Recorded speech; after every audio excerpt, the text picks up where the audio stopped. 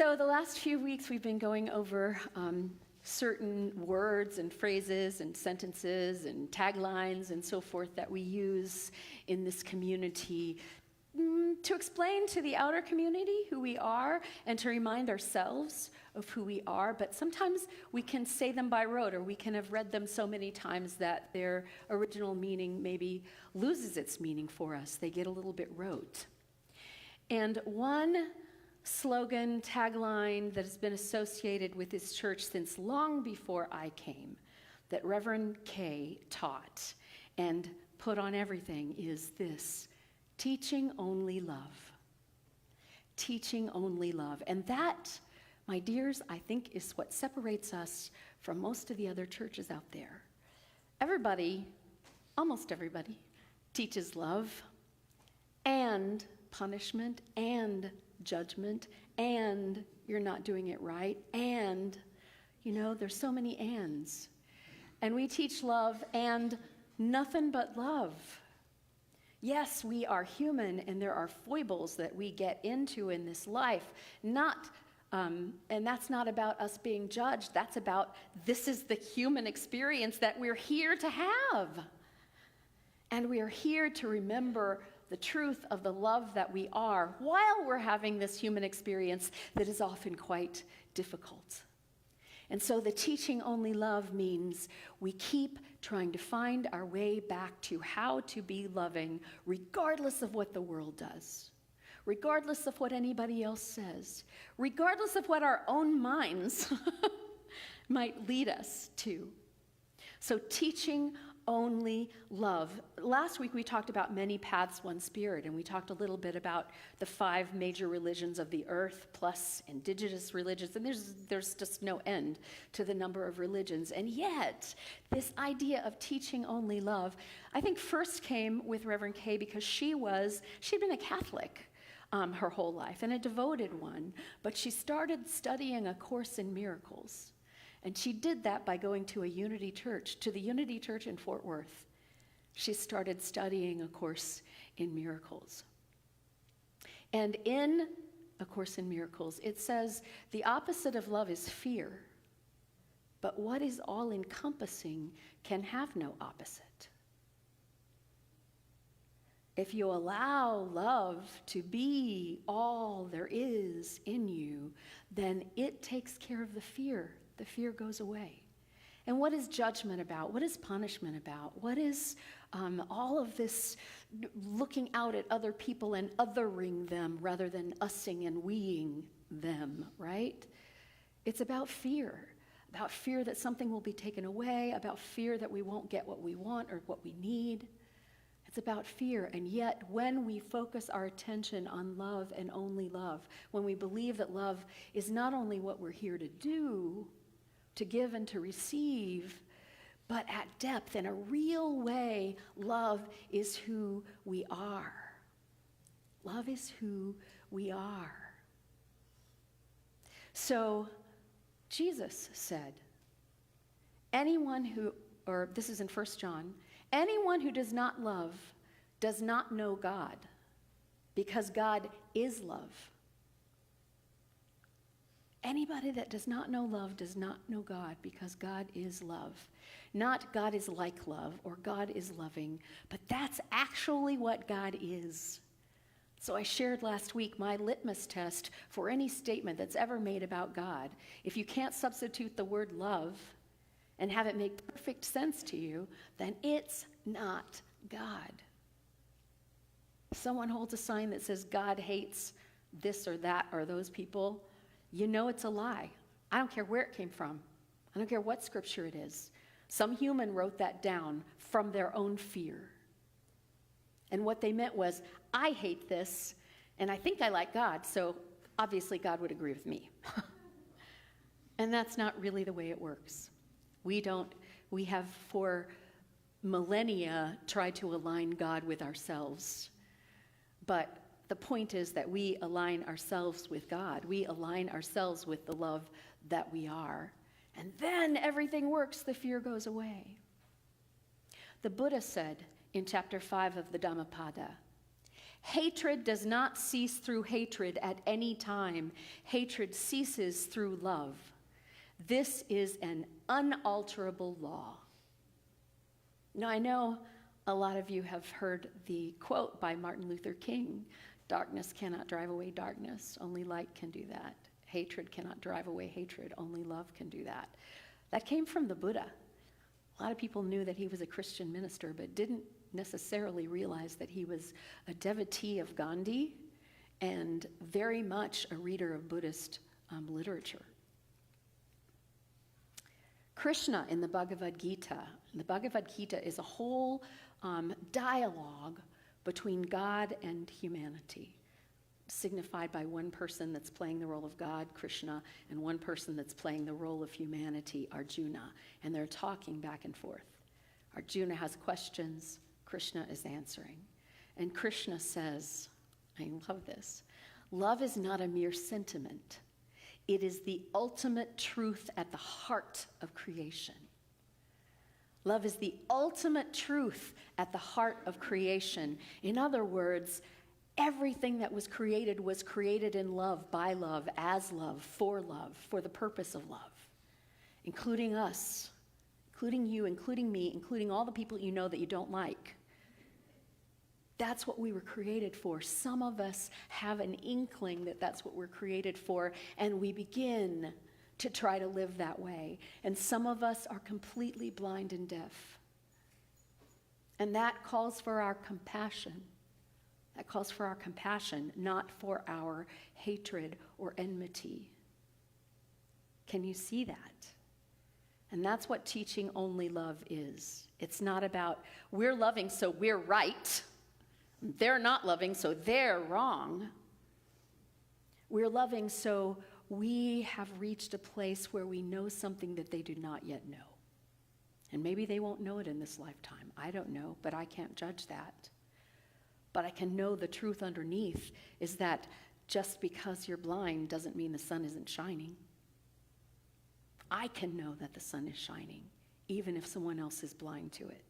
I can know that the sun is shining from within them in whatever way that it can. Muhammad in the Quran says, "You will not enter paradise until you believe, and you will not believe until you love one another." The only way to start believing in love is to do it. Love one another. Love one another. In Judaism, in the Old Testament, in Leviticus, which is not a book that I love for the most part. I have to really struggle with Leviticus a lot of the time. So like rules and regulations. It says, "Do not seek revenge or bear a grudge against anyone among your people, but love your neighbor as yourself. I am the Lord." I love that. Love your neighbor as yourself. I am the Lord. This is what I say. I'm not kidding about this. Love. I really mean it. Love. And in the indigenous religions, most of which have not been written into any form of written language, but the few that have talk very, very much about not even being able to separate. They don't have a word for religion because religion is life. Everything we are, everything we do is about love. It's about sacredness. It's about reverence. It's about beauty. It's about noticing. It's about gratitude. All of that is love, this inextricably woven into life. Boy, if we could live like that, if we could get up in the morning and know that everything that we come in contact with is from God and therefore is of love. The song that we sang earlier is a hard song to sing. There is only love. There is only love. Do you believe there is only love? Most days I see a lot of stuff that doesn't look like love at all. But is that where I want to put my belief? Is that where I want to put my energy? Or do I go, well, for my human self, I'm not seeing that very clearly. And I choose to believe that love is where we come from, love is what we're made of, love is where we're going. And Love is what is mine to do. So if I don't believe any of that other stuff, and I believe love is what is mine to do, then all that other stuff is none of my business. The only thing that's my business is, am I doing my best to bring forth the love that is in me in every situation that I possibly can? Am I doing that? So that's some ideas about love, teaching only love. So we can teach it from all these different scriptures. We can teach it from all these different books. We can teach it from poetry. We can teach it from anything. And love is the message always. So teaching only love. This is my delight, to come up here and teach love. And to be able to say to others, yeah, I'm probably not the kind of minister that you think. So when you tell people you're a minister, they got a whole agenda of this is what that means. I'm like, it's probably not what you think. I have to share this. So I was listening to a song on Spotify this morning, the one that Kay's going to sing later, and I asked Siri to bring up the song, and it came up within a playlist that somebody had labeled Christian, but more of the gay leftist kind. Like, rock on. I'm going to listen to the rest of that playlist, for sure. Yeah. Yes, I'm a minister, maybe not the kind you're thinking of. I teach only love. I have this great privilege, this great opportunity to teach only love. But here's what I don't fool myself about. I get to teach you about love from this platform. And I love to do that. I love to find the scriptures. I love to quote to you. I love in my own life, it is my delight, my pleasure, my jam, I call it, to find all of these threads from all of these different traditions that are the same. And a beautiful priest named Bede Griffiths, who went to India to try to convert the Indians to Christianity and became Hindu himself, basically, started an ashram over there, said, and I just love this, this is what he uses, the 5 major religions, and there are many more, there are hundreds, there are as many as there are, as we said, there are many paths to God as there are people to take them. But he said, these are all the stories, the mythology, Adam and Eve, the mythology, Zeus, the mythology, whatever that Brahman was, and then I can't remember her name, Shakti came out of Brahman and they made a baby and that was the world, or all these different stories, all these different mythologies. The mythology is just an illustration for something that's true. It's not the truth itself, it's an illustration. You don't believe when you read a story that it's the absolute truth. You know, though, if you're wise, that it might be pointing you to a truth, and you look at what that truth is. And all of them, when you get past the mythology and go to the center of the religion, all of them are centered in love. All of them are teaching love. Now, teaching love perfectly, all of them are meant to teach love. Is that being done? It's being handled by humans, y'all, so fill in the blank, And yet, that was the intention. That's the truth of all of it, is if you follow it in a true way, it will lead you to love. It doesn't matter what religion you are. I'm not going to tell you. But I am going to tell you that if you follow its purest form, it will lead you to love.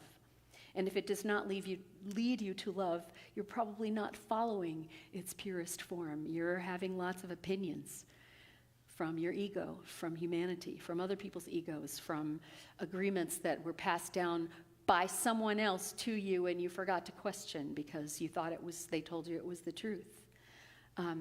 So I get to teach about love in these ways. I get to point out these things. But I do not fool myself that telling you about love is really teaching you love. It's teaching you about love. But the only way that I can teach you love is to love you. The only way that I can teach anybody love is to love them. You know, Jesus kept saying, the kingdom of heaven is like a mustard seed. The kingdom of heaven is like a sower who went out. The kingdom of heaven is like, he's trying to tell the kingdom of heaven, this love that is common to all of us. And he told them about it, and they didn't get it, and they didn't get it, and they didn't get it. But what they did get, and the reason I think we're still talking about him, is that he loved them. He saw how really sort of hopelessly stupid the disciples were, just like me. Just like me. And he's just like, okay, you guys don't get it, but I'm just going to keep loving you. I'm going to keep showing you what love looks like, and maybe you'll get it from that. Maybe you'll get it from that. So how to teach love? Telling people you should love. Is that teaching love? No. But loving people is teaching love. And especially loving people who are hard for you to love because you're not in total agreement about whatever, about how you should live your life, which fork to use, what politics you vote for, what side of the road you drive on, whatever. We have all these things that we get caught up in what's right. And by the way, there is nothing in any scripture that says you have to be right. There's, in all the scriptures, you have to love. And if you love, you will be right. So I can only teach love by loving you. And you can only teach love by loving each other. Only by loving each other. There's no other way. There's simply not.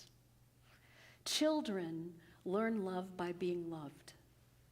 And you can see in the adults you meet the ones who were children who were not loved, who were not taught love.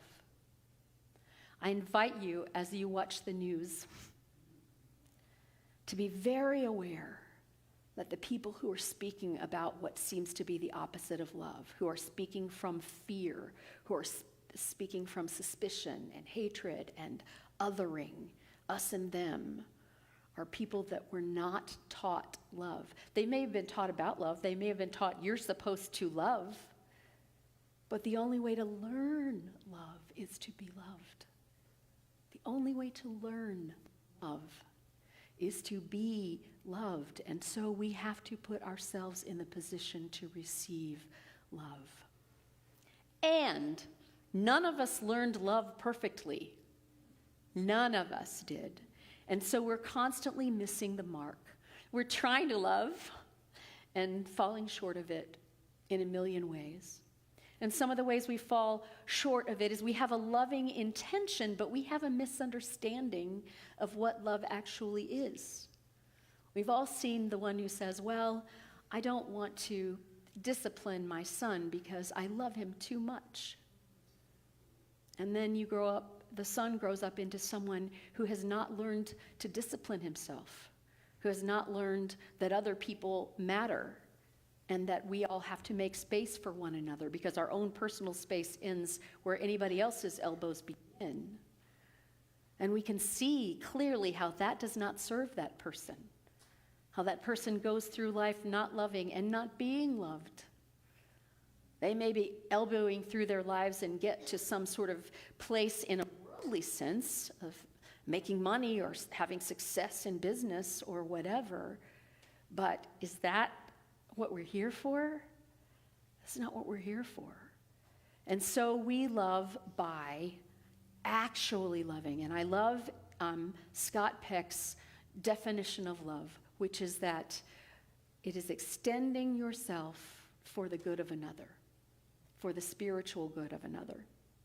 So what this means is, when I say extending yourself, you might have to get out of your comfort zone.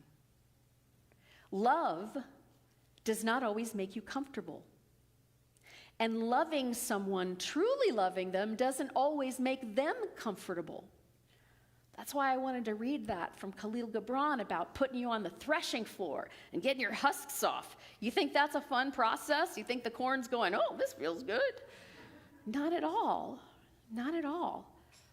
And yet, when I'm willing to get out of my comfort zone, to, for instance, say no to somebody when no is in their best interest, but they might get mad at me, which makes me uncomfortable. They might throw a fit, which might make them uncomfortable. I can't make anybody uncomfortable. That's not loving. I started to use a word that I don't use from the pulpit. Bull, let's just say. Not true. Not true. Sometimes love is uncomfortable. Sometimes telling someone no is the most loving thing you can do. Kind and nice are not the same thing. And we do a lot to be nice, to keep the peace, but is it really peaceful to keep the peace about something that needs to be spoken? To keep mum about words that need to be said? Or to not do anything when there is a loving action to be taken? Remember when Erin was about, I think she was just like probably around 12, something like that, and she had this friend that called her and said, I want you to go to Six Flags with me. And so Erin came running in and said, I want to go to Six Flags with Jordan. And I said, who's going to be the adult there? And she said, well, Jordan's got these cousins, and they can drive, and I said, okay, and who's going to be the adult there? And we went back and forth with this for a little while. And I said, what I'm hearing is that there's not going to be an adult there, and I don't want to go to Six Flags, so no, you're not going. You're not going. Whoa, she was mad at me. She hated me. I was the worst mother ever. I only just spoiled her fun, on and on and on. And yet I knew that what I was doing was for her good. So I said it, and I just put up with what was coming at me. But something I noticed later on that night, she went around the house singing. And I thought there was that in her that knew that that was a scary situation, or that it could be. And she was actually glad, although she would never have been able to say it to me. It was clear to me that she was actually glad that I had made that decision for her so she didn't have to deal with that. I mean, that's just love. That's not me congratulating myself. That's basic love. Teaching somebody how to fish instead of giving them a fish. That's love. They may just really want the fish, but teaching them how to fish is going to make sure that they can get fish when you're not there. That is love. That is love. A lot of times what we think is love is meddling and controlling. Well, I know what's obviously best for you, and I can see that you're not getting it.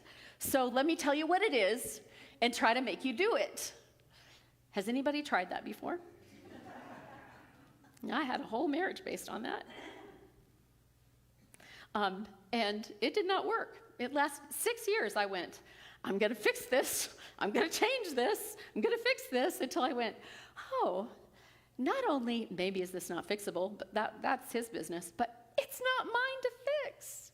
Who did I think I was, trying to fix another human being according to what I needed so I could be comfortable? It just doesn't work. It just doesn't work. I know adult parents who think that they're right to interfere in their 37-year-old kids' lives. Nope, she's not doing right. I need to tell her. Well, do you? She's 37. She hasn't learned it by now. She's only going to learn it herself, not from you telling. So again, not telling, but showing. Not telling, but showing. And then I just have to say this, because we're in Texas. We have this thing that we do where we go, bless their heart. Just not doing it right, bless their heart. Maybe they need a little help. Maybe I can help them. Yeah. Doesn't work. You can bless their heart all you want. Don't do it in front of them. Bless their heart and go, not my business. I'm going to leave it alone, because sometimes the most loving thing I can do is keep my mouth shut. Thank God I learned that before Erin was completely grown. It took a lot of years in Al-Anon for me to get that sometimes the most loving thing I can do is to keep my mouth shut. And we think about all the ways people misguidedly try to love. I was talking about, has anybody ever been to a public gathering where he said, we want to honor that this was the land initially occupied and owned by such and such a tribe and blah, blah, blah. And an indigenous person was speaking back to that and saying, that is very sweet of you, white people who think that land can be owned. But that is meaningless to us because we never felt like the land could be owned. We never felt like it was ours to begin with. And so it's a misguided way of trying to correct something that happened, but it's from your point of view, not from our point of view. It doesn't speak to us because you're speaking from your point of view. It's perhaps a misguided way. Or you've known somebody who says, but I love the gays. I have a gay friend. You ever heard that before? Yeah.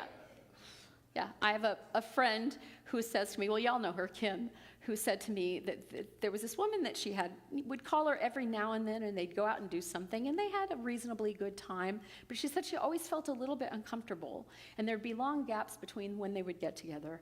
And Kim said one day that she realized, oh, I'm her black friend. I'm not just her friend, I'm her black friend. She's congratulating herself that she's with her black friend today.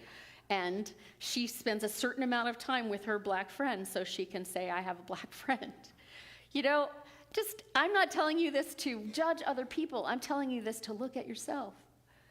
What might you be doing that you think is loving, but is it really? Have you really looked deeply into your own motivations? Have you really? So, respecting another's path, even if we disagree with it, is a way of loving, but only if we love them while we do so. And that is teaching only love. Thank you.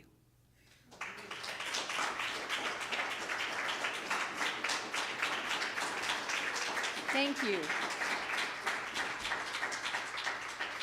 So next week we're going to talk about this again, because it occurred to me as I was writing this that you cannot teach love for another if you do not have love for yourself. And I went, well, that's a whole nother sermon. So next week, teaching only love, what are you teaching yourself? And what are you really able to teach if you're not allowing yourself to have that self-love? We're going to talk about that next week. So let's all just take a breath and center yourselves in this place, which is a place of love.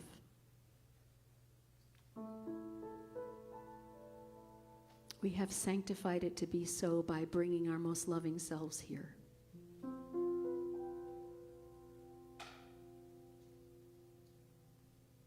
By teaching each other love, by loving one another. By teaching ourselves love, by being willing to open up and receive love from another, which sometimes is harder to do. And so in this brief meditation, I just ask you to breathe in the love of God.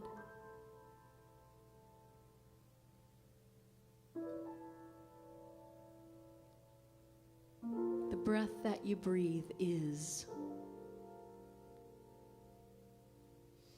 love in action. Sustaining you, nourishing you, feeding your beating heart.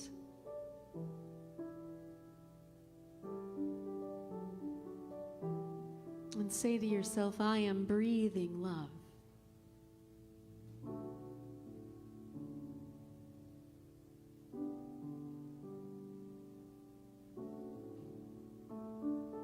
And then expand your mind beyond this sort of hypothetical way of thinking, oh, God is breathing love into me right now. And open your mind and your heart to all the people in this room.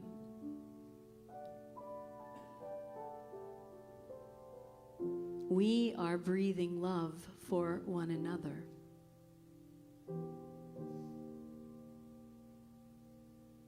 And if you're at home watching this on Facebook, know you are not only breathing the love of God, you are breathing our love. And we, in turn, are breathing yours, because when we set that intention, that is what happens.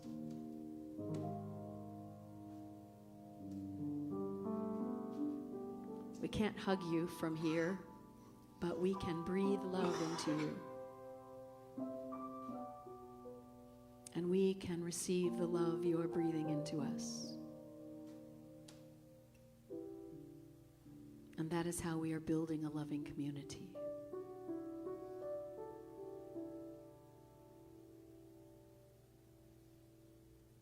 And if there's anything in you that feels resistant to breathing in this love, I invite you to simply turn your attention there and say, you know what, I care. I'm sorry that you're having trouble feeling this love. I'm going to love you through that.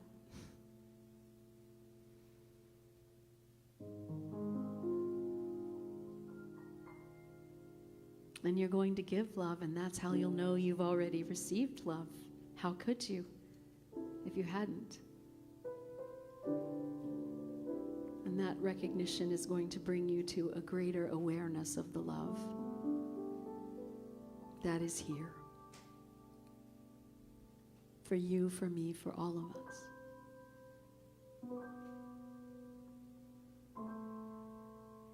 And that awareness does not have to end when this meditation ends. It does not have to end when we leave this sanctuary or when we leave this building. That breath of love is breathing you all the time.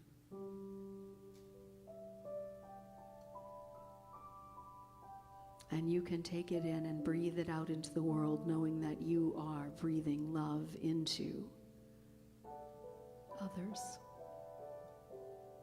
Simply by your awareness and your intention. And so say to yourself, I am breathing love.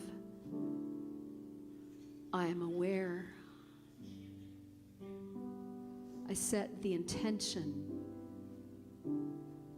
of breathing love not only in but out, and in and out, and in and out again. I'm bringing love into my consciousness so that I take it with me wherever I go, teaching love to myself and others by simply being the love that I am. And so it is. And so we are grateful.